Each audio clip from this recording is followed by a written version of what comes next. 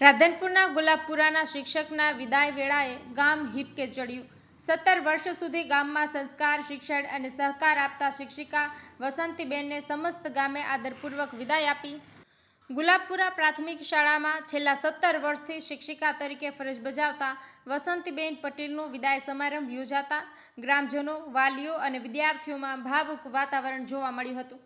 16 વર્ષ 8 મહિના સુધી આ શાળામાં સેવા આપ્યા બાદ તેમની બદલી તેમના માદરે વતન સિદ્ધપુર થઈ હતી। વિદાય સમારંભમાં ગામના લોકોએ, શિક્ષક મિત્રોએ અને શાળાના આચાર્ય વાલાભાઈ આહિર સહિત એસએમસી કમિટીના સભ્યોએ હાજરી આપી હતી। બધાની આંખોમાં આંસુ અને હૃદયમાં લાગણી દેખાઈ આવી હતી। એક બાજુ વતન જવાના આનંદ સાથે ખુશી, તો બીજી બાજુ ગુલાબપુરાને વિદાય આપતી વખતે ભાવનાત્મક ક્ષણો સર્જાઈ હતી। ગામ અને શાળાએ તેમનો હંમેશા યાદગાર સહકાર રહ્યો છે। અહેવાલ અનિલ રામાનુજ, લોકાર્પણ।